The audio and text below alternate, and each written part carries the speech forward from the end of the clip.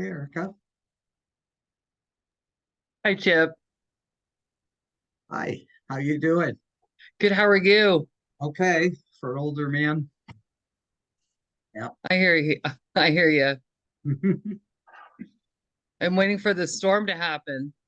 Yeah, I don't know, it's just kind of, it rains a little, then it snows a little. The ground is wet, but that's nothing. Yeah. Yeah. I think most of it will happen overnight, though.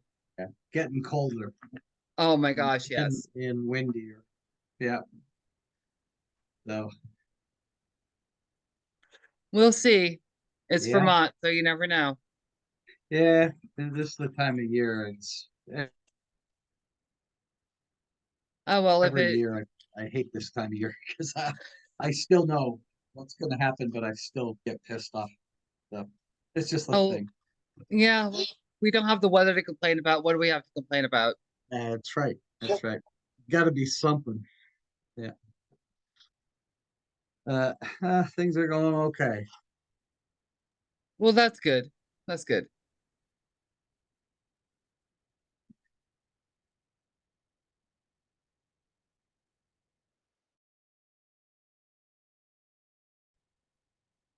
Who is Representative Williams? Is this Barry, City Barry, or yeah? I don't think I've ever heard of him. Huh.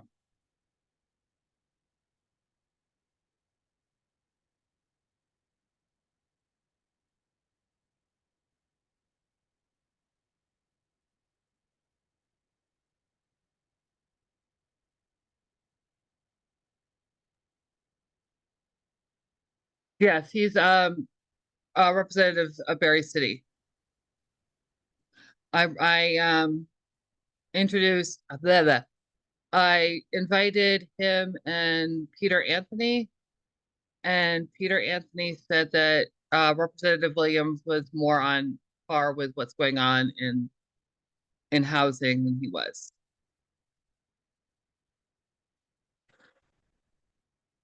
But yeah, he's one of Barre City's reps,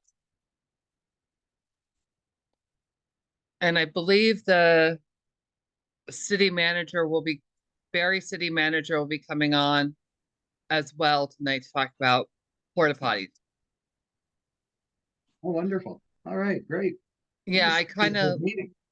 yeah, I kind of left the because Stephen and I went to city council last week Yeah, to talk about porta potties, yeah, and so I kind of left the agenda item open ended because I didn't know how city council was going to go.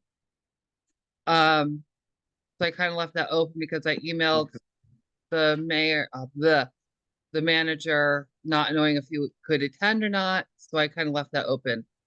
yeah. Yeah. So what is the city council said no or yes, or they haven't decided Kind on of, this. they kind of waffled Is this on the porta potties? on the porta potties. Yeah, Okay. I mean, I thought but that, yeah, but we do have the eclipse coming but the up. decision was pretty clear that they said they were going to do it. That's what I thought. Yeah. Um, but that's where we're having the conversation. And we do have the eclipse coming, and we do have an influx of people coming in. So that means there's going to be porta potties. So, we can have the Yeah. conversation of, well, we have the influx of people coming in and we're having influx of porta potties. So why don't we just leave them? Yeah. So, Yeah. The the irony is I watched the Channel 3 news tonight, a little bit of it anyway, the early one, and they mentioned something about homeless folks being kicked out of their motel rooms so that eclipse watchers can take a room at, I don't know, a huge amount more than what they're getting. So oh my gosh. yeah, and people are in the state are saying, well, it's a private business. They have the right to charge whatever they want for them. You know, Oh, absolutely. yeah. Hi, everybody. Hello. Hi, Hi. Phil. Hi, Brooke. I'm just waiting for Jeremy, I believe. I haven't heard from Miriam. We're just chatting. Hello, Nicholas. Thank you for joining us. Hello. Hi. Yeah, Joe will not be here. I did get your email, Stephen. And if you hear barking, I apologize. My dog is a little, for those of you who met him, he's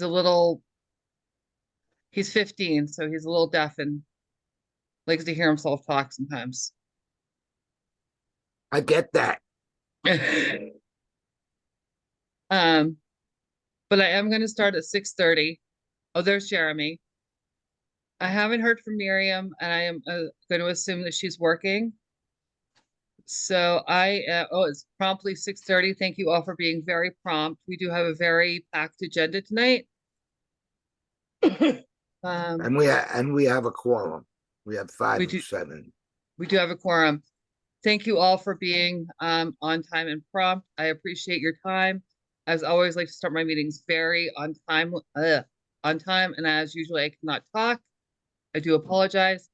So I'm going to call this meeting of the Barre City Task Force to order, starting at 6:30.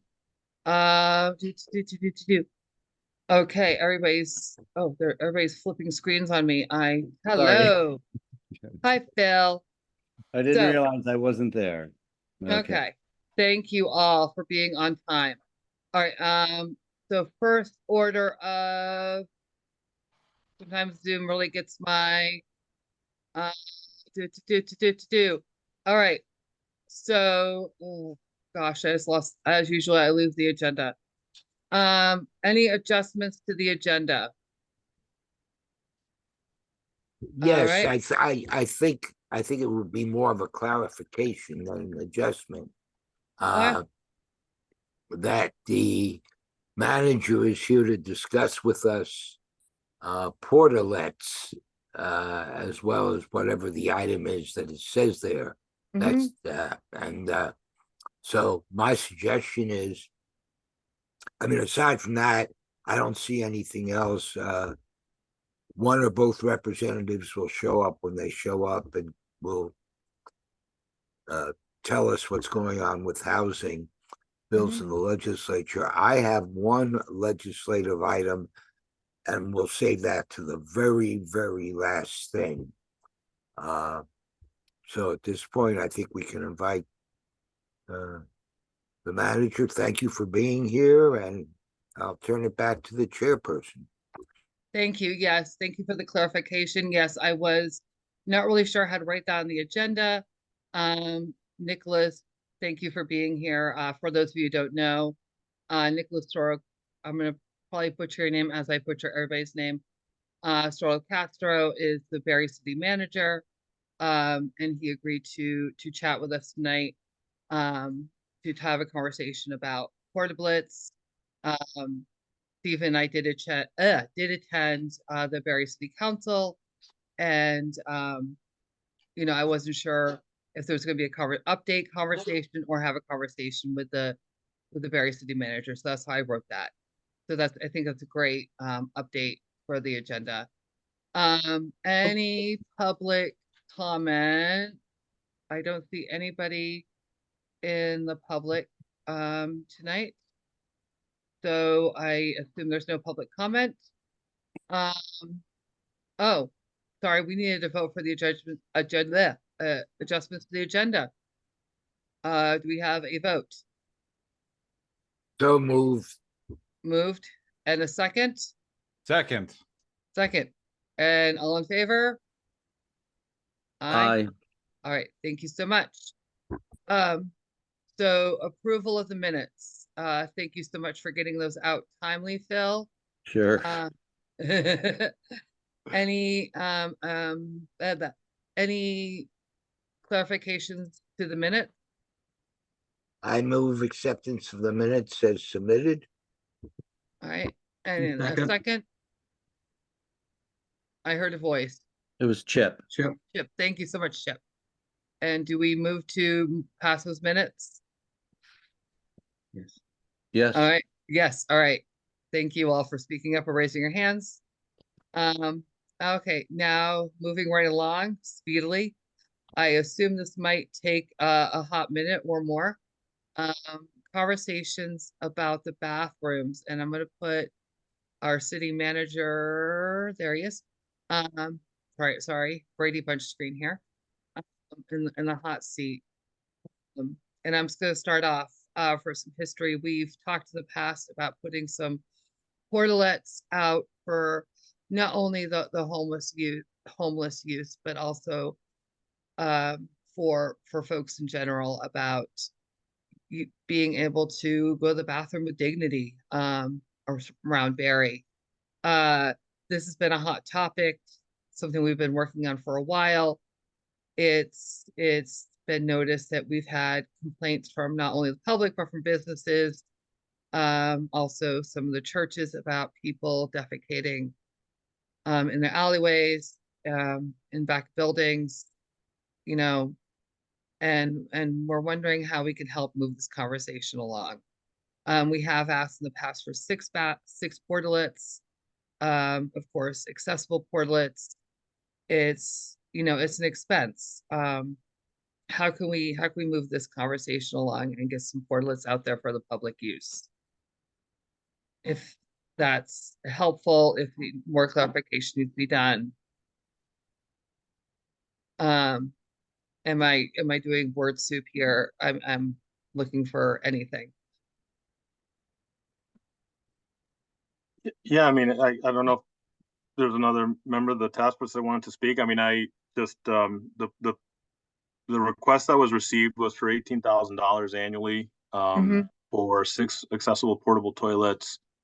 I think when and that went directly to the city council. And so when I saw that, I had some questions, and I think for context, these are questions because we're watching how every dollar is spent, right? Like, no, 18,000 may seem like, in a $13 million budget may seem like an easy amount to pull through, but we have, we cut color printing this year, right? Like, that's where we are as a city because of the impacts of our budget. We got $1 million from the state, which we're extremely thankful for, but that doesn't mean that the floodgates are open. It's probably a really bad metaphor, but doesn't mean the checkbook's wide open, because we're going to be in just as bad of a spot next year if we don't get more money from the state. Because now we got a lifeline, but that's a 1-year lifeline as far as we know. And so every dollar we spend, we're scrutinizing, even if it's for the most noble of needs, right? So that's why when you get questions from me about this, it's really about if a dollar spent here is a dollar not spent for 5 other also critical needs of the city. So I did some homework after the council conversation, and I found some more reasonable rates for rentals. So I think the cost has already gone down. I think the feedback I think would be helpful is 6 the right number? We have, and there was a conversation about this at the city council meeting, but, the library is a public building, city hall is a public building, the public safety building is a public building. They all have restrooms in non-secure parts of the building. So there are, at least partially during the day, restrooms available for people to use.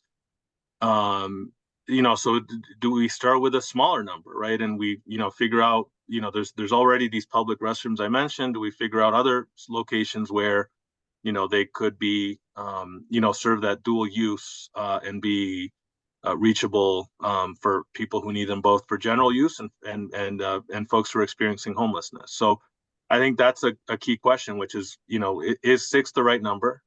I'd asked another question, which was, is the year-round use necessary, right? So, for example, I know that the state's assistance programs have the adverse weather provisions, right, which provide some housing during winter months. So during at least some months of the year, people have access perhaps to their own restroom in whatever lodging they're in at the moment, right? So does that reduce the need for a public portable toilet? So those are the kinds of things that would be helpful. I mean, my personal perspective is that, you know, you build off the 3 restrooms that are publicly available and perhaps start with a smaller subset to see, A, are they getting used? B, are they getting abused, right, too? Because we have to worry about not just, you know, and this is not just about members of the homelessness community, but just general youth vandalism, right? Kids who are bored, right? Going to do something to them, right? So that's not a concern about any demographic in particular. It's just a general concern that it's something else to vandalize, right? So we have to be cognizant of things like that. So you know, my sense is to start and scale up if it works and it's successful. So that's sort of what I've been thinking, and I'd be curious to hear the task force's thoughts on something like that. So I'll let Chip go first, then I want to chime in. Go ahead, Chip. So if I'm understanding what you're saying, Nicholas, is that there are 3 public facilities right now available to the public, and does the public know about that? I mean, are these public facilities noted bathrooms available or restrooms available, and are they accessible? They are, so I mean, there's not like a place on the website that says go to these, you know, go to these places for a bathroom. I mean, the city hall Right. is open, and you know, to the extent people know our community and know where it is, they know that it's city hall and that it's open for business. We did build the first accessible bathroom in city hall and city hall's history last year. So it does have an fully accessible bathroom on the main floor. The public safety building bathroom, I believe the one in the non-secure area is also accessible. And Brooke, I don't know if you're able to confirm or not. I know I'm fairly certain it is because it was built. It's the most new building, city building built. It was built in 2004, so I can't imagine they would have ever have let anyone build it without it being accessible. I suspect it is. The one at the library is, again, I think if people are familiar with the community, they, you know, and know its hours would know they can walk in. I know, and they've posted a warming shelter there before, so I think my guess is that for many people who are experiencing homelessness, they may be familiar um with the library because that's where the warming shelter was hosted at least last year. I So appreciate that. Could I just follow up with one other thing? I mean, for our group, the reason I asked that is I'd like to see, I remember we had discussions, kind of debates on where we would suggest these be put. And how close are the sites that we had with those 3? Maybe we're asking for 3. so so just to confirm, so I'm one. So I had no idea I'm in City Hall all the time, and I had no idea there was an accessible bathroom at City Hall until last week. No idea. There isn't any signage at City Hall saying there's an accessible bathroom. I've been in Barre up a few times. I had no idea. In fact, I don't even know how to get, I believe there's like a side entrance to Barre up, and I don't know how to use it because there's no signage. Um, so so even when I was at city council, the mayor didn't even know there was an accessible bathroom at City Hall. So I think that, you know, yeah, it's great that there's Mhm. an accessible bathroom at City Hall. There's an accessible bathroom at the fire the public safety building at the library, but that doesn't help somebody who has to go to the bathroom on a Sunday afternoon when everything's closed. Also, you know, there's also the fact that you know, the library isn't open until late on a Saturday, you know, isn't open in the afternoon on a Saturday. The public safety building, you still have to go through a reception um, to get to the bathroom. If you don't drive and you're downtown, that's a walk if you have to go to the bathroom.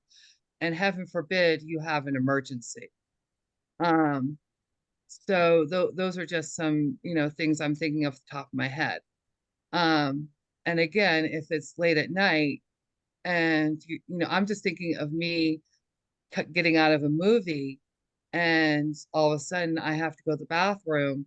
There's nothing to, those places are not open.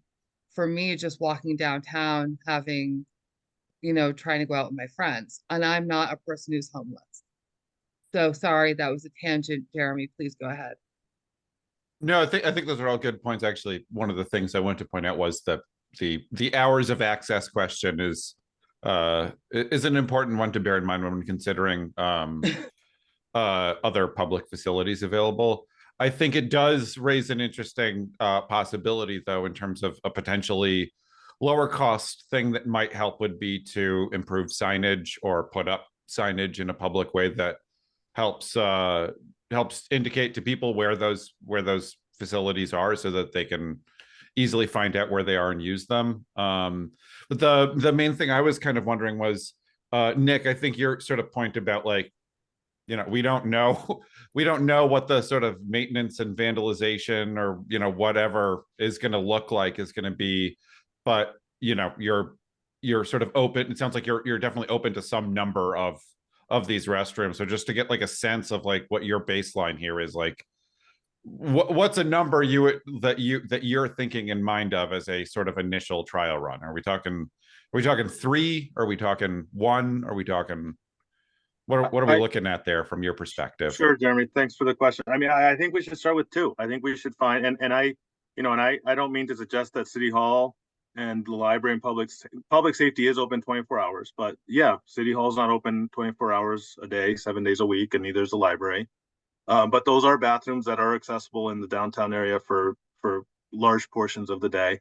I think starting with 2 is reasonable to see how it goes, and if there aren't vandalization issues, if they are getting used, then the expansion goes from there. I don't think it's wise to throw an investment at it that is either more than is needed or turns out to flop, because then that money's out the door. But if we start small and it works and we grow from there, I think that's a smart way to look after public money.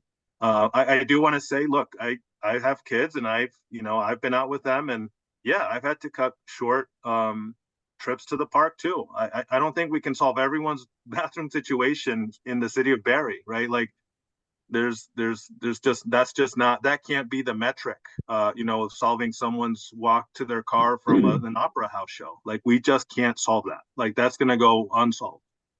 So I think a focus on the people who have, I think having a focus on the people who are experiencing homelessness is probably the way to go, and build from there is my sense. And like I said, Jeremy, I think that's a good question. I think in something like this where we're not sure how it's going to work, I wouldn't start with the big version first. And I would start with a measurable pilot and grow it from there. And we may find that 2 is sufficient, or we may find that 2 is not sufficient. But at least you have, if we start with 6, we may not know if 2 is okay. Stephen, you have your hand up, and then I see Chip. Stephen, you're muted. Part of the problem that developed here was we went around through a process which was a bit backwards, because we did pass a resolution which then had to go to council because we had passed the resolution. You asked reasonable questions, but that was not the time for us, because that would have meant going back, redrafting our resolution based on information, and easily losing a month or maybe 2. And as I'm sitting here listening to this conversation, I'm saying this conversation probably should have been the starting point. And in developing it, and then when we were to pass something on to council, in effect, it had been vetted and discussed. And it would also make it easier for council to act on it. So I hope that as we move in the future, we put the conversation before we pass the resolution and put it on the council, because you're absolutely right. 6 was a number we grabbed out of the air. So I'm not, I'm hearing 2. I'm saying to myself, well, I'd feel more comfortable than 3, and we can start some horse trading back and forth. But there seems to be a consensus that we should move ahead with something. Erica, do you know how many are on the streets for Montpelier? Montpelier, 36 right now. 36 he means how portal. many portalets. Oh, portalets, sorry, or no, not 36 portalets. Right now there are Wow. Montpelier 4 that I know of. Okay, because I don't think we have to, copy Montpelier, but they're the most similar to us. And I think that maybe since you sit on their task force, and they've been out for a while, we could start asking questions about their experience with vandalism and other things. And I also appreciate, Mr. Manager, you doing some research and coming up with lower numbers. I think that's great. Thank you for that. Okay, I saw a chip, I believe. Yeah.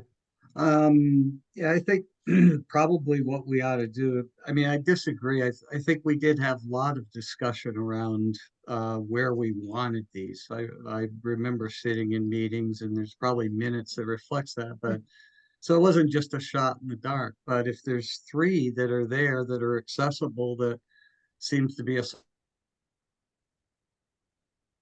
surprise to some of us anyway, then let's get another 1 or 2. I mean, I'm certainly open to that, and I think the council should be. Jeremy? Yeah, I mean, I feel like we should kind of start talking about, like, I agree that I feel like 3 is a little bit of a better number than 2. That seems to offer us, seems to be a reasonable split of the difference to me. But I'm kind of wondering if it'd be useful to just sort of figure out where we want to land there by way of sort of discussing where those 2 or 3 might go. But also just sort of want to bring back into this the notion that, like, would it be within the wheelhouse too to spend what I imagine would be a very tiny amount of money, putting up more public signage indicating where people out in public might go to access the other accessible publicly accessible restrooms.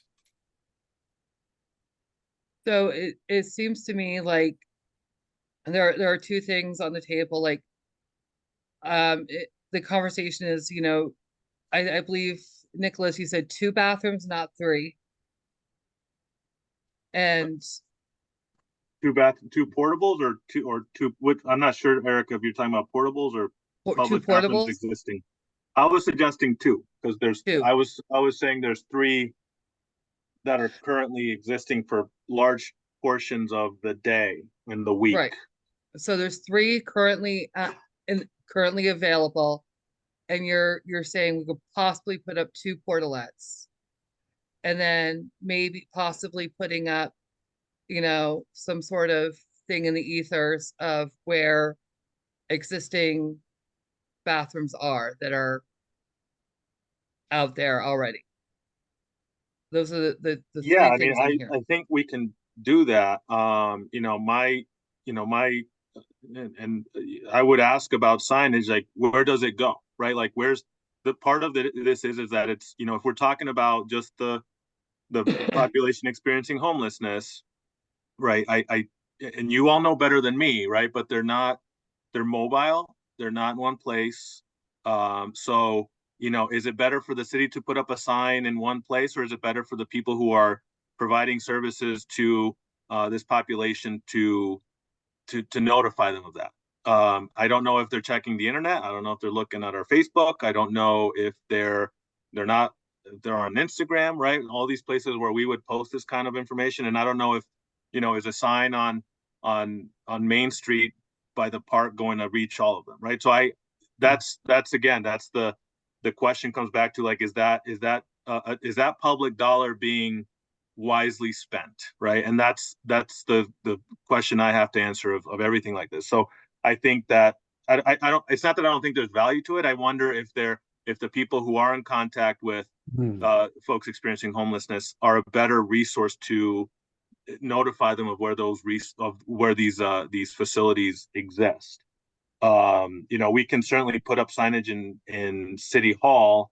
I think City Hall could probably benefit from signage overall anyway. But that's just a question to consider on, if we're gonna pick a couple places for the signage, are we gonna reach most people that are looking for them? All right. I have the answers to your questions, but I'm gonna let Phil go ahead. Probably he's gonna answer the same thing I will. Oh, thank you. I doubt it. I was gonna say, we went into this thinking we probably would not get 6. We thought it at least kept it on the city's radar, and we would probably get 3. So that's just a comment. And what cost did you come up with, Nicholas? I'm just curious. So they cost about remember? the ones that I identified cost $180 per month and $25 per month for the extra cleaning. So it's $205 per month total per unit. So for 2, it would cost $4,920 annually. Got it. Thank you. And Chip, you had your hand up? Yeah, in terms of the signage and stuff, being public facilities or the library, I would think the 3 that have existing accessible bathrooms open to the public would have a sign on their building that says that they're open to the public. That just makes sense to me. So I don't think you have to debate that one too long. So I say we overlay where those 3 are, and we look back at our notes and we redirect and say, how is this best going to cover, other areas of the city that we think we know folks hang and go to. So I see Representative Williams has And just then we'll have joined to us. reassess, are they being used? So to quickly answer Nicholas's question, one thing is we can alert the interfaith, I'm gonna call it the big meeting, but it's the Barre interfaith group. Yep. That's what I thought you were going to answer, Phil. Of where these bathrooms are, because the unhoused community really looks at the Barre interfaith group to get a lot of questions answered. And so I can send out a notice to them and let them know. Yeah. Also the library is interconnected to that group. So that is basically a big message board for getting information to the Barre unhoused. So I can send that message out to them. That is not. And also, do we want to look at tonight where possibly those portlets go, or is that a question for another time? I'll just answer from my perspective. I don't think we necessarily need locations today, but I think one thing to consider is, you mentioned the interfaith groups, placing one near one of the churches may not be a bad idea, because then if it's a place where people are going to regularly get services or information, it may be a place where maybe people be less likely to vandalize it, or so that just occurred to me, that as a potential location, if there's any of the churches that tend to be higher points of contact, that it may be a good location if they're open to that. I just would like to say that with respect, if we're going to move ahead, that we can decide locations, or you can decide locations after talking with us, rather than bring it back to us for some other action to then pass on to council. Well, And we would move ahead on that. Anyway, I'll Well, what let I can- others talk about location. Well, what I can do is Representative Williams, hello. what I can do, Stephen, just to tidy up this conversation is when I email the big group, the Barre Interfaith group, I can ask when the churches, if they're okay with that. If that's okay with you, Nicholas, and let you Yeah, know, or that's fine. CC you on that. Okay. To be clear, I was kind of suggesting should a quick discussion around locations to see if we feel like 2 is a good number to settle on, or if we want to try to wring a third one out of them. Like I feel like there may legitimately be a good reason to think why, jumping up from 2 to 3 may well be a sort of a disproportionately significant improvement that offers, a considerable amount more coverage for what that would bring the total to around $7,000. 7,380.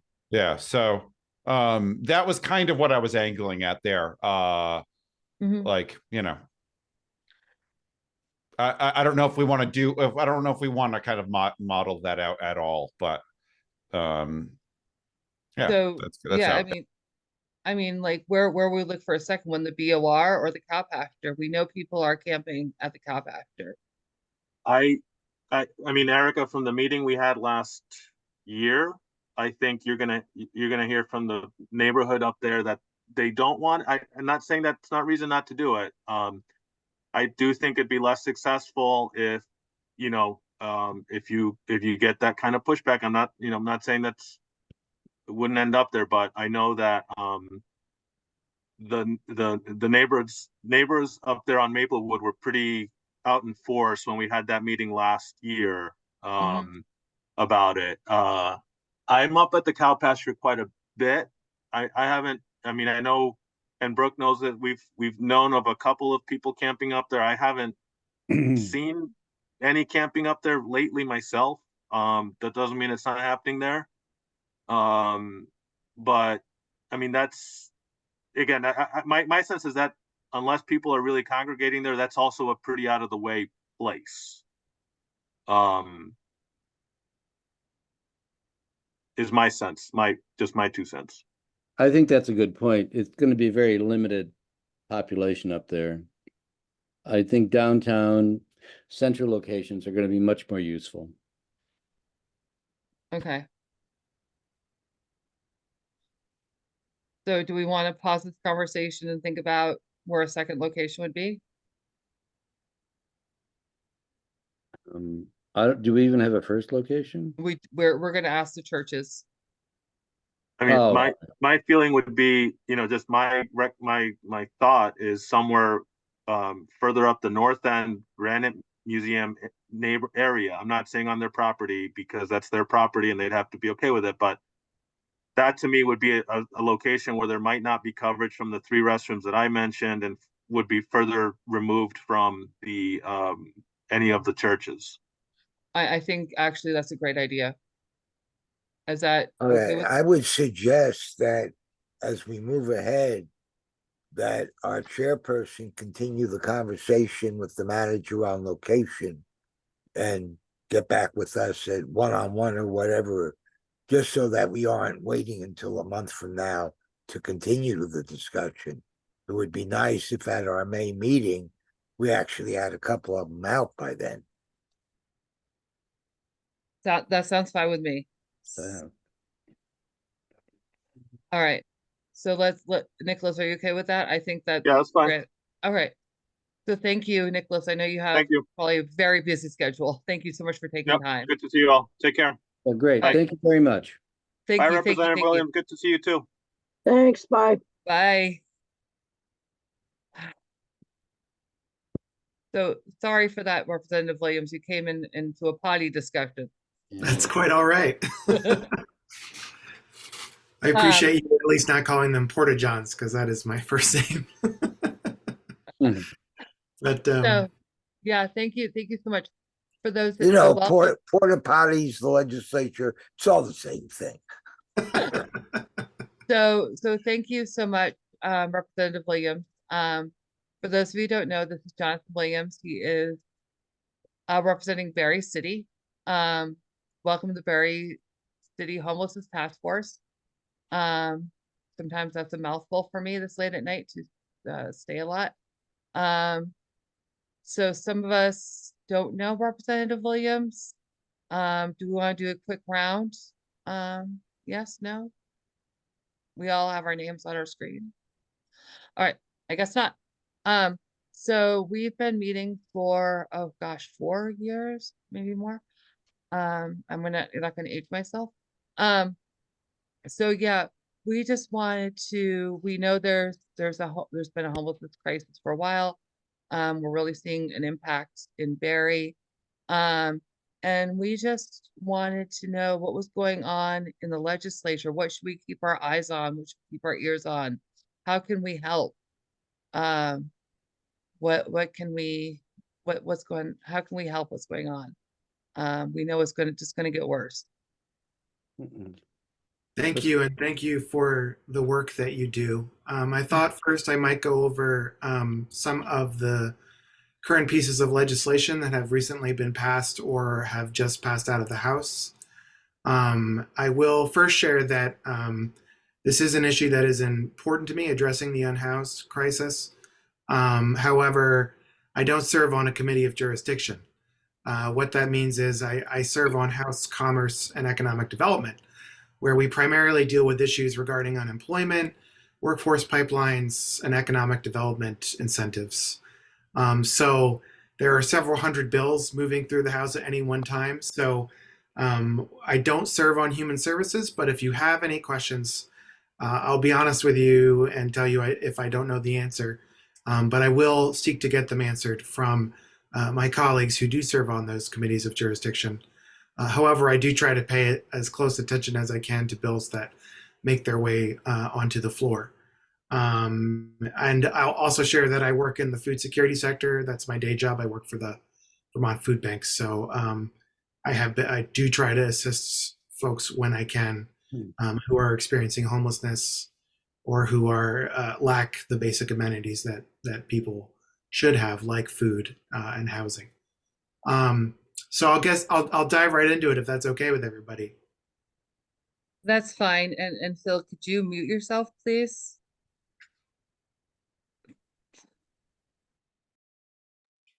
Sorry. So the first bill that one of the big bills that we passed was the Budget Adjustment Act for fiscal year 24. That's adjustments to the current year's budget, tweaks based on additional revenues that have been increases in taxes and fees, etc. And in that FY24, this current fiscal year's budget adjustment, we added 11.3 million for general assistance emergency housing and provided language that caps the rates that DCF can pay for hotel and motel rooms. You might have seen a lot of press about that. And there was 1.3 million also to DCF to stand up emergency shelters with very explicit legislative intent that you also may have heard was not really closely adhered to. Some of that was the shelters that were stood up that were, I think, not utilized. I know the Burlington space was, but the space in Berlin was underutilized, and I think that was primarily a communications issue on the part of the administration. So now moving on, we just passed the FY25 budget out of the House. That deals with the upcoming fiscal year's state budget, which is around $8.5 billion. It's not pocket change. And that is FY25 budget deals starts FY25 starts July 1st. And so once the Senate makes their changes, and then there's likely a committee of conference, and then both bodies pass out the approved version. That's it for the legislative session, and then the governor can sign or veto the budget, and then it will come back to us. There's quite a bit here in the FY25 budget for assistance to unhoused persons or persons experiencing homelessness. There's 7.5 million in general fund monies for emergency housing. An additional 6.5 million in 7.5 million in base, 16.5 million in one-time funding for emergency housing, and 25 million contingent appropriation for emergency housing. That means if there are additional monies found through increased revenue projections, additional monies will be applied. There's 839,000 for security at the motels and hotels for emergency housing. 7.2 million in DCF's Office of Economic Opportunity for shelter bed expansion. 400, almost $500,000 to Spectrum Youth and Family Services 10-bed shelter for homeless youth, and 25.7 million for the HOP, which I know you all know what that is, the Housing Opportunity Grant Program that assists homeless individuals. And then concurrent with that bill is a bill we just passed out of the House that provides a lot of the policy. The budget deals with the money, obviously, and then there's policy in H879, which we just passed out, which makes permanent the emergency temporary shelter program with DCF and creates an advisory committee and quarterly reporting to the legislature and rulemaking guidance. And so that enshrines what was a temporary program and makes it more permanent with very strict reporting guidelines from the agencies and departments to the legislature. And those monies that I just went over, this bill really goes into great detail about how the program shall be administered, seeking to improve the program where possible. We all know it's not a perfect program. Those conditions are not what I deem to be ideal. There's no kitchens. There's very little in the way of amenities there, but it's better than nothing. So that bill effectively makes that program permanent, is my understanding. And then there's also H829, which is the state's, the legislature's comprehensive housing bill that addresses many, many, many different kinds of housing, not just supports for unhoused individuals, but also creates incentives for first-time home buyers, speeds up housing construction. This was done concurrently with Act 250 revisions in order to address the housing crisis that we are experiencing. We commonly hear in the legislature that in order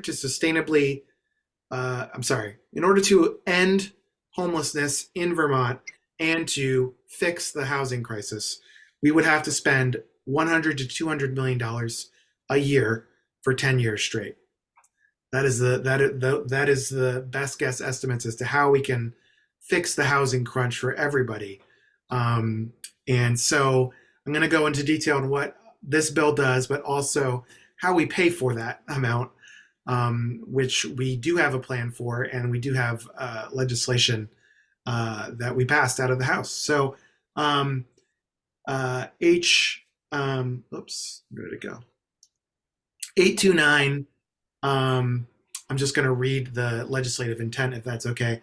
It's an act relating to creating permanent upstream eviction protections and enhancing housing stability, and restores, enhances, and supplements elements of Vermont's pandemic-era housing policy that ceased with the termination of federal pandemic aid by implementing permanent upstream eviction protections and other rental housing policies to preserve housing stability for both tenants and property owners. This is one sentence. Including by creating a rental registry, allocating resources for eviction diversions, modernizing policy on just cause evictions, rent increases, security deposits, and creates programs for property owners to access funding to remediate damages created during recent tenancies. So what it does, and I tried to condense this, it's a very long bill. It creates a Vermont rental housing improvement program, which awards funding to statewide or regional nonprofit housing organizations or both to provide competitive grants and forgivable loans for the rehabilitation, weatherization, and accessibility improvements of eligible rental housing. There's 6 million for that. There's a middle income home ownership development program. That's that you frequently hear about the missing middle. Steve, you have a question? You're muted, No, Steve. I'm not muted. Uh, when you're done, I have a question. Oh, okay. And we still have Phil and Tess are not muted. Thank you. I'll keep going, and then we can circle back to your question. So there's middle income home ownership development program. That's, you often hear about the missing middle, or creating housing for persons who are first time home buyers or who can't afford the median income of the average purchasing price of a home in Vermont, which is around $450,000 right now. So that's 25 million to VHFA. There's $1 million for a first generation home buyer program. There's rental housing stabilization services to DCF, 400,000. There's a tenant representation pilot program, which is to Vermont Legal Aid, $1.025 million. There's 2.5 million for rent arrears assistance fund. 6 million for affordable housing organizations to respond to timely and urgent resident needs and aid with housing retention. There's asking for reports on rent payment reporting to facilitate the development of a pilot program for housing providers to report tenant rent payments for inclusion in consumer credit reports. So including individuals' rent payments as part of their, in order to build up good credit. There's the Emergency Housing Transition Report, which monthly through 2025, the Agency of Human Services will report to the House and Senate. That's on the emergency housing program I detailed. There's mobile home technical assistance. There's manufactured home improvement and repair programs. And so how are we paying for all this? So from 2026 through 2034, it's going to cost approximately $900 million. And how do we pay for that? Increases in the property transfer tax on homes worth more than $600,000. While there will be, it'll be cheaper for people, the property transfer tax on homes worth less than that. So I think that's a net benefit for Barre City. And also that will be coupled with a restoration of the Shumlin era tax bracket. Governor Shumlin, there was, during the Shumlin administration and prior, there was the highest tax bracket for marginal tax bracket for persons making over $500,000. That was done away with, and this bill now restores that tax bracket, which will allow us to fund this incredibly complex array of housing tools and policy changes that will hopefully mitigate the housing crisis, which, as you all well know, it impacts persons who are, because for one reason or another, are experiencing homelessness. So I'll stop there, and I'll happy to answer any questions if I can. If not, I will record your questions and try to get you an answer as soon as I can. Yeah, So, I have. Go, Stephen. I had heard, but I wasn't able to confirm it, that a bill, a standalone bill, 616 by Tom Stevens from Waterbury, and it went on his own wall at House General, would have put a moratorium on evictions through 2025. And then I heard that it's now been folded into this omnibus bill that you were telling us about. And if you don't know the answer, don't take your time. I can find out myself. But do you happen to know what the story is on that? Yes, I think it was an amendment to regarding ending no cause evictions. As you know, no cause evictions, there was a moratorium on that during the pandemic, and that no longer exists. I think there is a strong desire within the legislature to study ending no cause evictions, or creating just a space for just cause evictions. I'm not sure. I don't think it made it into the bill. I could be mistaken, but I think there is a desire to see. It was in the Burlington charter changes, and it recently was created in the Montpelier charter changes, which are still in House government operations. The Burlington charter changes was vetoed by the governor. That would have done away with no cause evictions, and we failed to override that with one vote. So there is a strong desire to see it done, to study the issue, to make sure it's done correctly. I think there was folks rejected an amendment that incorporated it just because procedurally it didn't make sense and politically it wasn't viable because of the feelings of the governor and his administration. But I am supportive of doing away with no cause evictions if it's done correctly. Yeah, So he's going to veto Montpelier too, and we'll see what happens.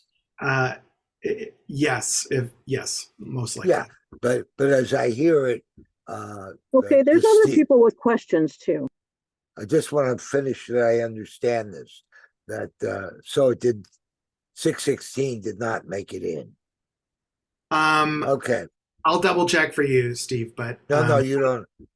I don't believe we put a moratorium on no cause evictions at this time. Thank you. Miriam, go ahead. No, I was going to wait for you, Erica. No, go ahead, Miriam. All right. I have so many questions because, oh my gosh, every time somebody comes to one of these meetings and talks, they say so much, and I guess it's sort of an ongoing question. How do we turn all of the words about money into people in houses? Like it's a lot of words, and I understand them all, but we have like an hour and a half in these meetings. So I just really want the stupid person's version because I'm dumb. And another thing is I'm poor. So there's a lot of big numbers in there. And you're talking about housing for people who are not me. And the people that I work with are not even close to having the amount of money I have. So it's like, I'm so glad that there's tons of money for housing. I just want to know how it actually becomes housing. And, I'm really agitated by discussions about evictions because I really think we should be talking more about doing everything we possibly can to keep people housed. So I'm probably misunderstanding some of the things that you're saying because, as I said, that sentence, as you said, was an entire paragraph long. And then there were like 15 more paragraphs like that. And I was still stuck on that first sentence because I had, as I said, a lot of questions. And it goes very quickly and we have very little time. So I guess that's not really a question. But again, how do we get people that are currently living in shelters or outdoors into housing where they can know that they have a foundation that they're not going to get thrown out of for any goddamn reason so that they can work on their mental health issues, addiction issues, and other issues? Absolutely. Thank you, Miriam, for your question. It is a lot of words, and believe me, I don't understand everything that comes across my desk at the legislature, but I do try. Essentially, what we're trying to do is build enough housing to make sure that people can afford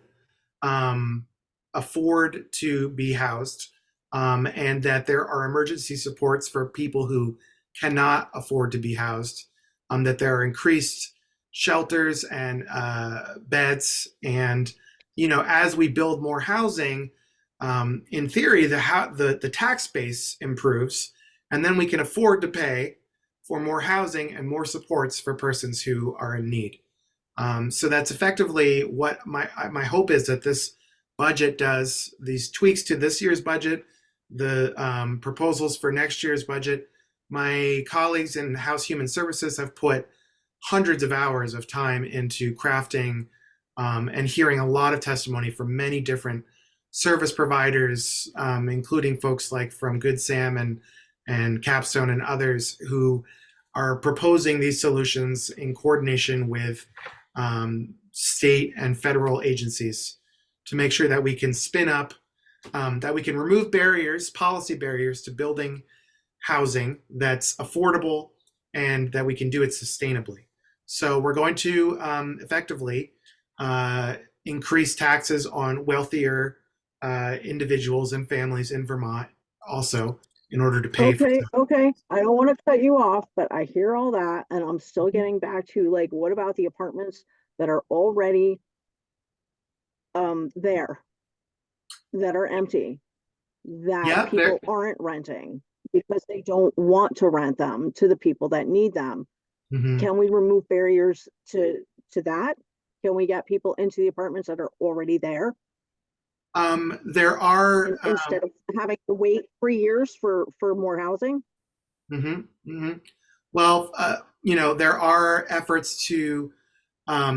I detailed some of the renovation programs that will assist landlords in renovating spaces that might be usable but are deficient in terms of um, the quality of housing. And is also rental housing stabilization services to help people being able to afford rental housing if the costs are increasing abnormally or inappropriately. So there are programs like that that do exist to help renters and improve existing rental units to help persons who are on the margins and who are experiencing homelessness be able to access rental housing. And also to help renters move into home ownership. That's also important. Right now, for many people, what would have been affordable to purchase a home for the first time in their lives in previous decades is no longer feasible. So there are programs to create more of that, those homes that persons who are just trying to get their foot in the door of home ownership, and that creates equity and stability for those people in their lives. So I think there are those programs that I am not the best equipped person to detail how they work fully because again I don't serve on these committees, but I do try to understand them as best as I can.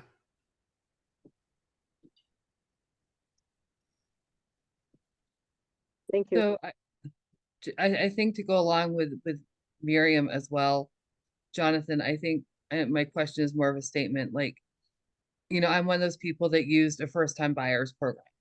I used Downstreet to get the foot in the door. But also I live next to a house that's been abandoned for 5 years. They gutted it and then left it. It's been sitting there empty. They let it go into foreclosure. It's just been sitting there. It's with the housing crisis, and I look at an empty house every day out my kitchen window. Yet I work with folks that are homeless. So it's like we have a housing crisis, and yet we have empty houses just sitting there. So, I'm with Miriam. We have empty apartments, we have empty houses, yet nobody's there.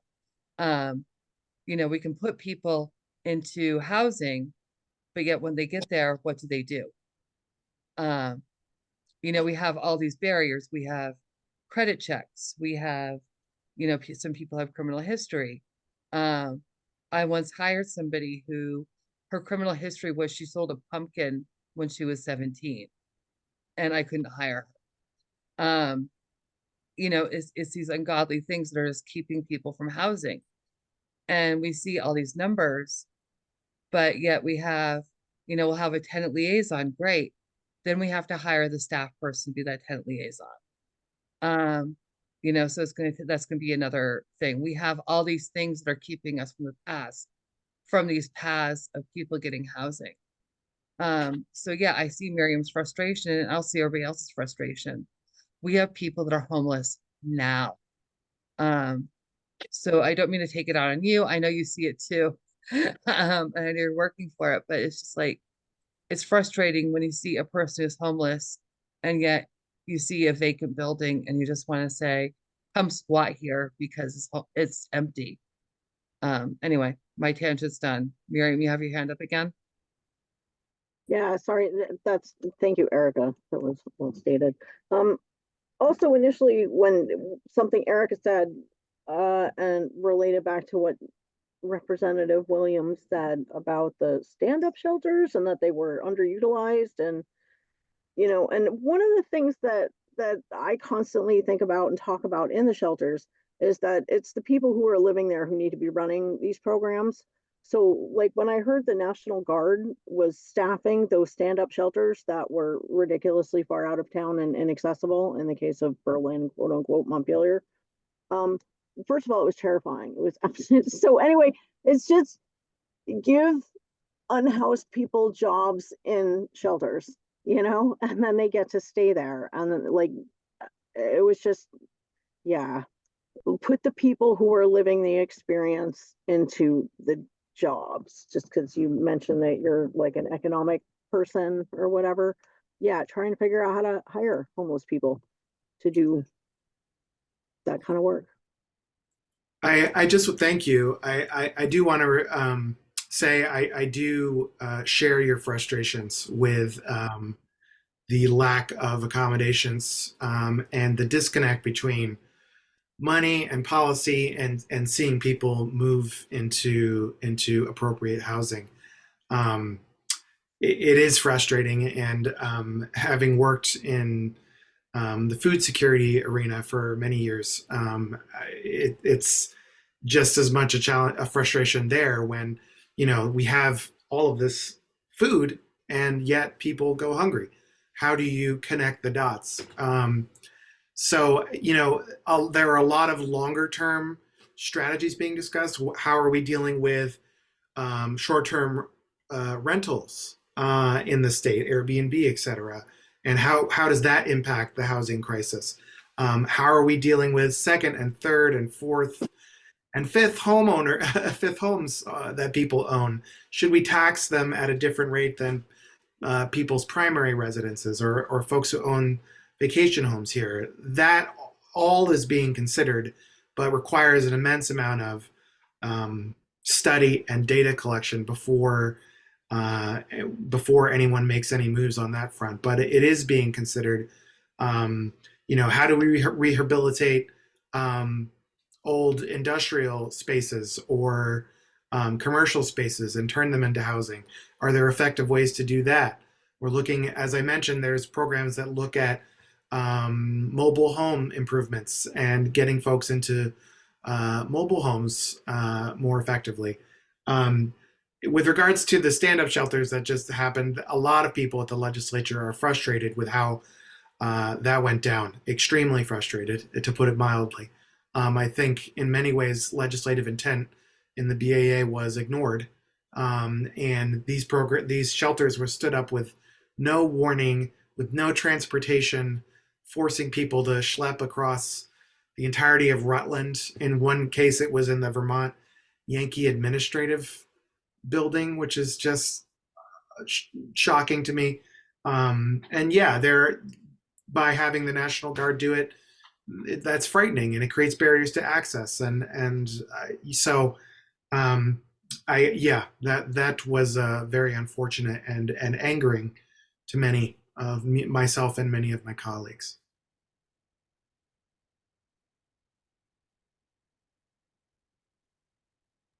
So I don't see any other questions. Do you have any other updates for us, Representative Williams? Sorry, we didn't mean to make you a whipping boy.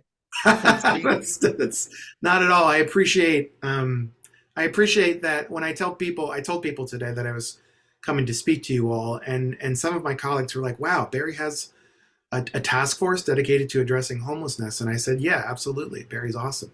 So you're all doing great work and you're making people jealous. So that's well, we have that. Thank you all for your time, and I'm happy to come back anytime. Dane, thank you so much for your time and taking time out of your schedule to meet with us. And Thank I'm you. sure we'll bring you back. And, Great, be happy to.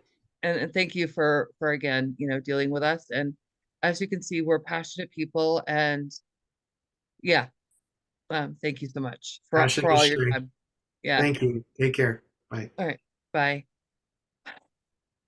Thank you all for all your questions and concerns. And Representative Williams is, if you want, I can give out his contact information, and he's willing to talk with any of you individually. He's a very stand-up guy, and will take anything. And anyway, I really appreciate his time. Okay. I'm sorry. Onward and upward. Surveys for camping. Everybody got Jeremy's spreadsheet and looked at it, like due diligent people that we are. Yes, thank you, Jeremy. I appreciate it.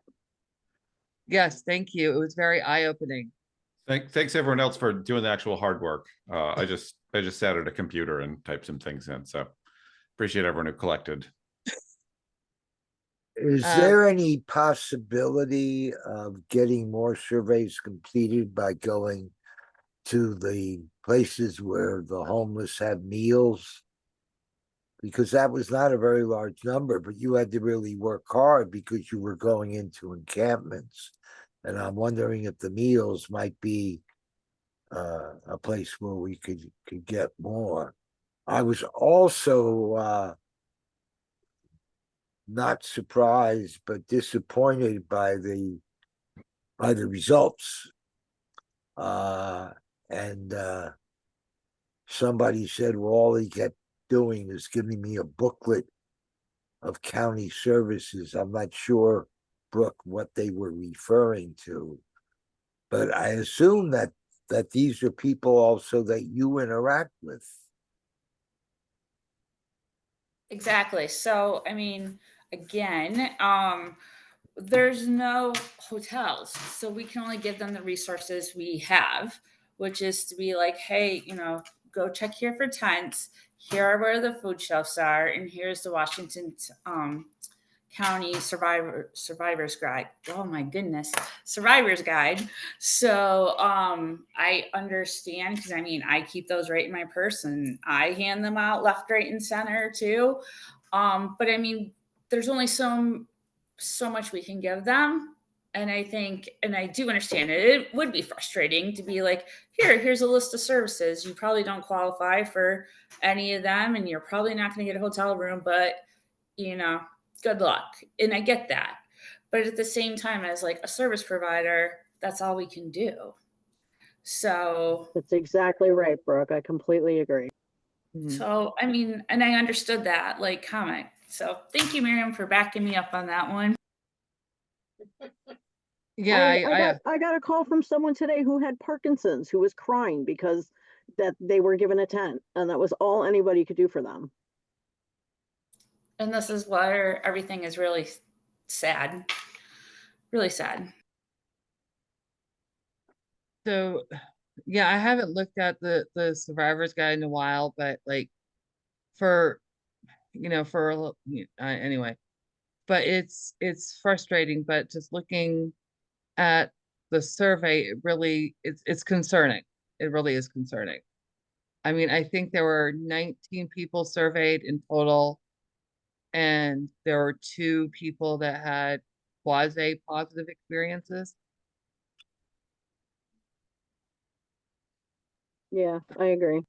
Just note of order there. There were 2 surveys that I didn't include in the data entry because they just sort of didn't go anywhere beyond where they were basically. So I just wanted to be clear with that. If anyone thinks that's inappropriate and I should include those anyway, I'm happy to do so. But they didn't seem to add much of anything to the narratives being I would stick them in because it indicates that members of you guys went and got the results for whatever they're worth. Yeah, but So I think a couple of people just were either uncomfortable or just were like, "Man, I don't feel like doing that." They just didn't fill it out. So I wouldn't include them, honestly. That was the sort of assumption I was basing that off of, was that someone kind of started filling it out and then we're like, I don't actually want to do this. Yeah, because But- a lot of people felt it didn't pertain to them. You know, a lot of Mhm. people were like, I don't go to Barre. You know, I've never had an interaction with the Barre City Police. There's no reason for me to fill it out. Well, if I'm putting this out there, if we want to do, if we want the cannot speak now, sorry. Well, I see your hand, Phil. I'll be right there. No, If no, we we're, want to, no, if we want to drop a report, and I'm not the best wordsmither out there, so, you know, we can say that in a narrative, saying there are 2 other surveys, it didn't add anything, blah, blah, blah. Wordsmith it out later. And then we can cite that. Phil, go ahead. oh, I just had 2 comments. Back to what Brooke was saying. I think the real issue is a matter of staffing. To hand a booklet to someone who already has several challenges is not very useful. To get results, I think they need someone to shepherd them through the whole process. That's my opinion. Go ahead. Can I respond to that? Sure. Sure, Okay, go ahead. so- I do you see your hand, Jeremy?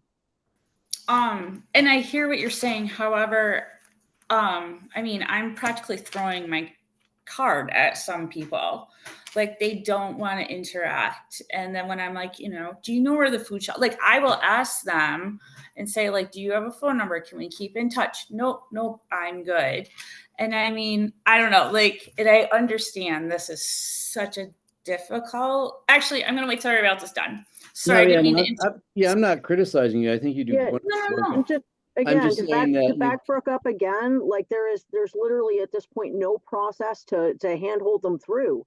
There is nothing we can do but hand them a tent and say, we're sorry, the shelters are full and there are no hotels. I understand that, Miriam. What I was saying is the booklet is a starting place, but you need to build a relationship and have someone who will actually spend And time. as Erica also pointed out, a lot of the information on that booklet has become outdated and it does need to be looked at. Right, but people will know what is accessible. And I'm not saying you will find a house or a tent for someone, but you may help them find food. You know, you're not going to solve all the problems. No one is. I had a second thing to say. Oh, I was just curious, out of the number of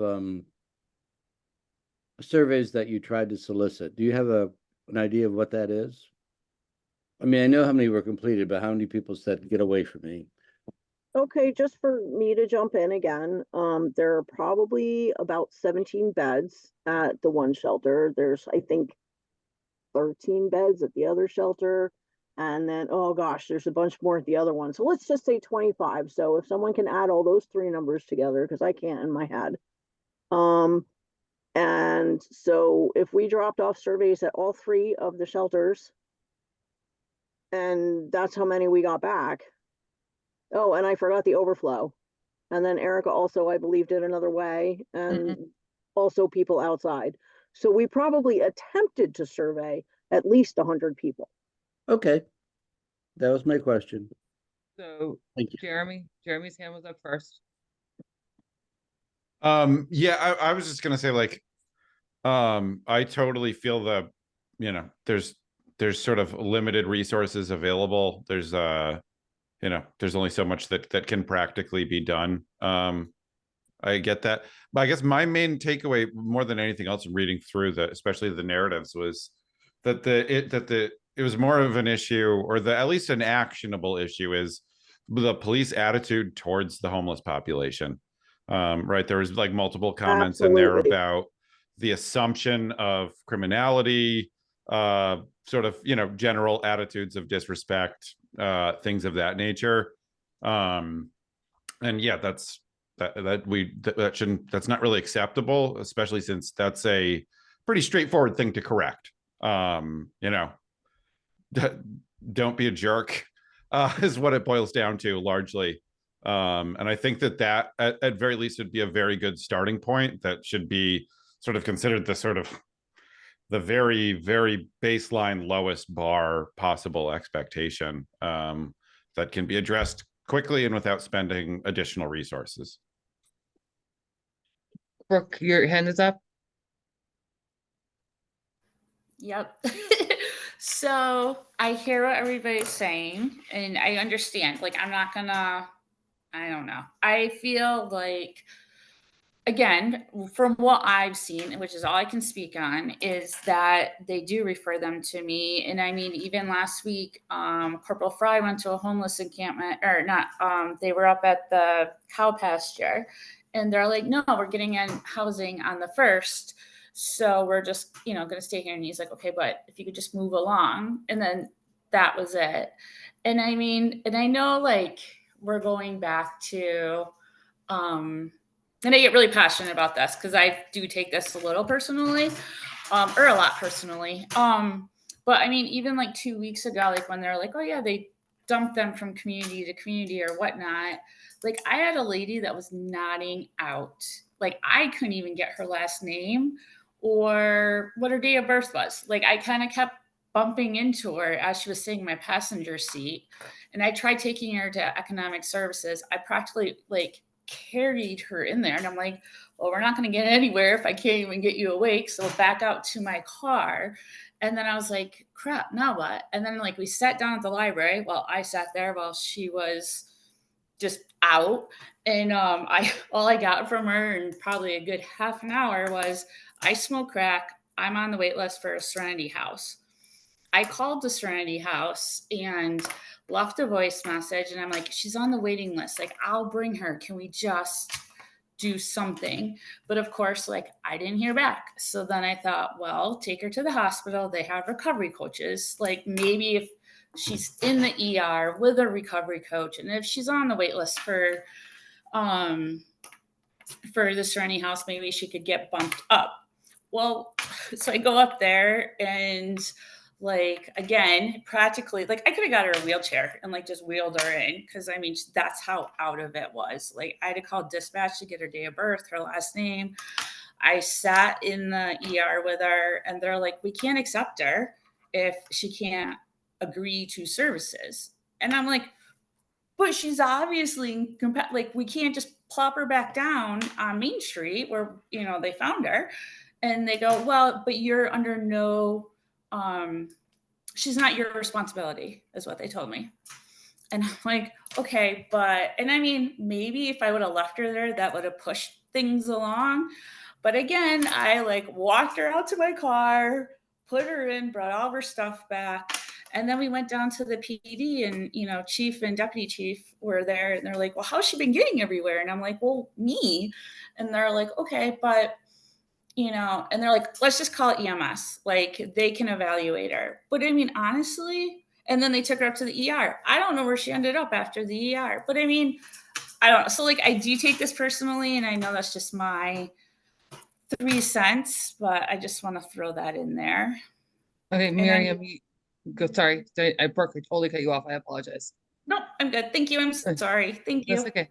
Miriam, you have your hand up? Yeah, I just want to say, we probably exited that person from the shelter. That's probably somebody that got kicked out of the shelter. I'm pretty sure I know who Burke is talking about.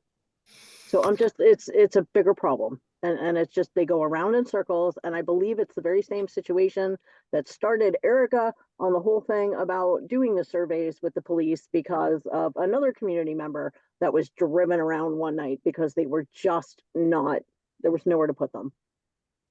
This is what's happening. So sorry, Miriam, I cut you off, but also I think it's going back again to the survey of it seems like the biggest, and going back to Jeremy's point, the biggest point on the survey was there seems to be a lot of people saying, and the biggest takeaway I got were a lot of people saying I was treated with disrespect, and it was down to, and probably I'm just picking up on this, and it's me personally, the color of my skin. Those were the main things I was getting. Color of my skin. Absolutely. Completely agree. And the way I look. Those are my two main takeaways from and And those are things that we can take to, and I'm sorry, Brooke, if you're taking this personally, I probably would too. And I have before when I've been, you know, what, but anyway, I digress. These are things that are easily fixable. Maybe not easily, but training and taking it back to the chief of police and taking it back to council saying, these are, we surveyed X number of people. These are the thing, once we got back, we're sorry there's so few. We can do more if wanted, but these are what we found. Fix. And we could do a narrative about it. I can write something up. I will need a wordsmith. See, I need a I'm that wordsmith. girl. I gotcha. I will need a wordsmith. But I'll easily write something up within the next month. Thanks to Jeremy's data guruship, if I will, and say, this is what we found. And blah. There. Now, did I hear Miriam say she'll assist you in the writing, so I don't have to? Yeah. That Thank is you, correct. Miriam. That is correct. Thank you. And and- this stays within us right now until it's written. That is correct. All right. I do have to share that I when I was reading it, I did blurt out exclamations. My partner said, "What are you reading?" And I said, "Blah." But people know him, he's fine. Yeah, the thing that we have to, that I suggest we be sensitive to is, and that's why I think I wanted the other two thrown in. The more we can show, the more data we collected, the more we tried to collect, the more legitimacy is given to what we found. That's, you know, I'm looking at it politically. And we're presenting it as when 17 out of 19 say that they encountered difficulties, or however you want to phrase it, in dealing with members of our police force. We're not interested in them being treated as individual cases to be explained away. We know that these are not the easiest people with whom to interact. We understand that. There's still a need for our police officers. And by the way, I'm going to say this on behalf of our police force, it's overworked because we're down, I think, 2 officers, which means that there is involuntary overtime being assigned to current officers. And I think we all can understand what happens when we get to be working our 12th or 13th hour consecutively. We can get testy as human beings. I get that. So we want to, whatever we would put together, I think we want to indicate that we're cognizant of all these things. Jeremy, go ahead.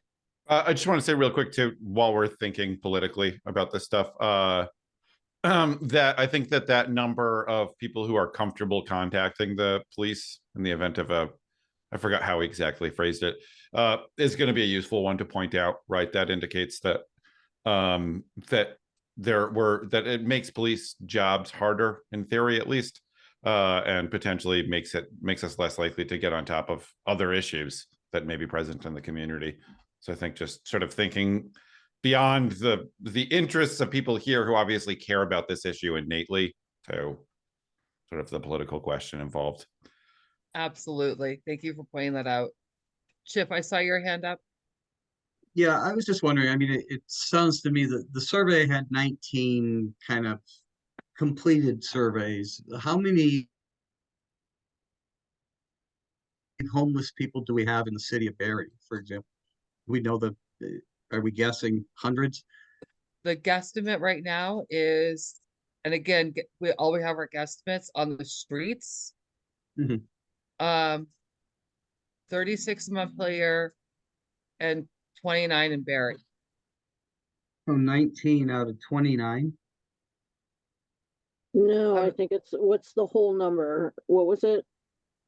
What 29 and 29 on the streets of Barre. Those, so the We're people all- the people I surveyed were people that had encounters with police.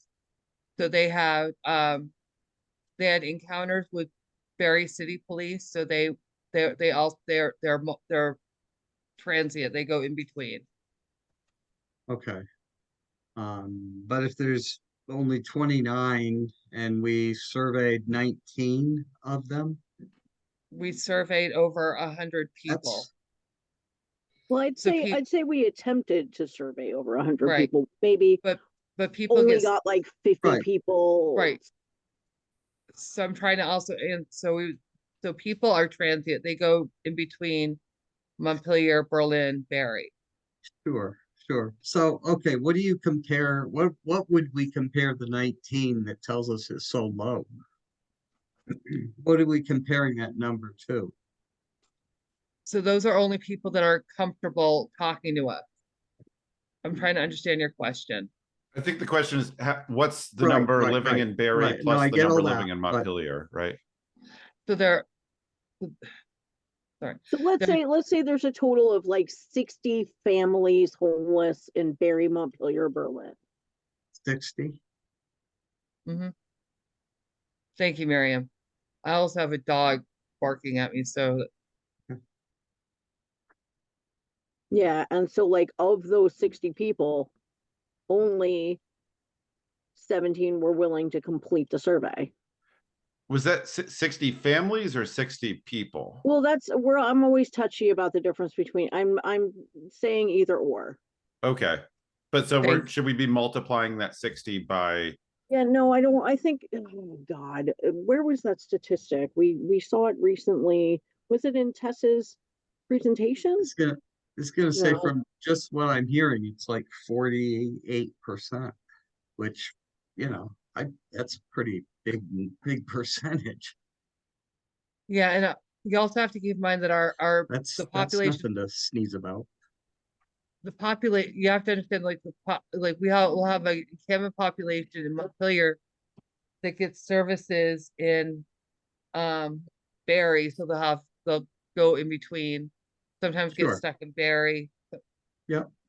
Yeah, and like the shelters don't take families. So none of the Good Samaritan Haven shelters are families. They're all individuals. Everybody at the Welcome Center, the Overflow, 105 and 580 are all individuals. I believe most of the families are in the hotels, but I could be wrong. You are correct.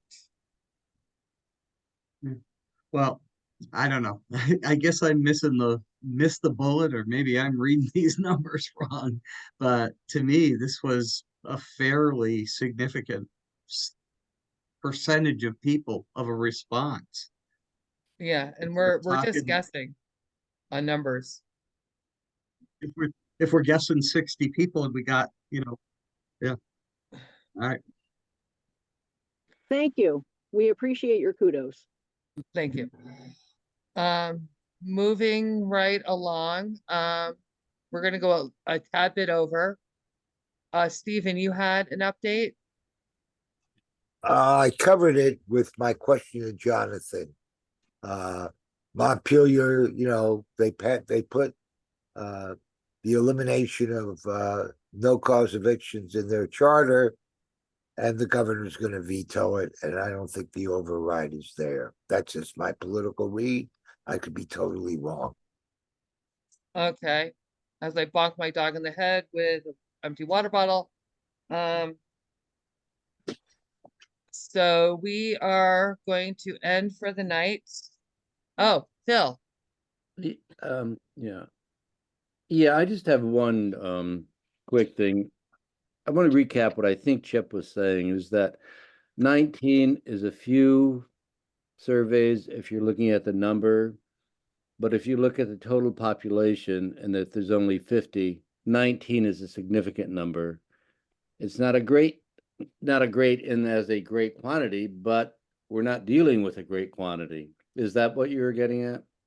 Thank you. Okay, thank Yeah, I you. agree. It is what it is, Exactly. and it's data. Okay, thank you. I'm sorry. It's a long meeting.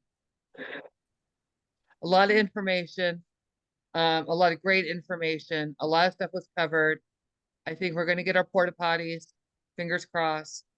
Hopefully we don't get a significant snowstorm. And thank you all for all your hard work. Miriam, please be a taskmaster with me. I know you will. Yeah, we'll get that done. Yeah, you're great at being a taskmaster, so I appreciate that. I'll be in contact with Nicholas. Yes, I'm gonna bring you out in a minute. Thank you for all your hard work. As always, and what is our next meeting date? As always, I don't have a calendar. It's May 1st. May 1st? All I right, put it at the bottom of the minutes. I put it there right away. Yeah. thank you. Yeah. And Yep. have a happy and safe eclipse. Be well, everybody. Be safe. Okay, thanks, everybody. Is, Thank you all. Take care. Bye. is that meeting at 6:30 or 7, Erica? 7. 7? Okay. Yeah. It Yeah. said 6:30 tonight. Okay. Yeah, 6:30 was Oh, different. that's right. All right. Thanks. Okay. Everyone.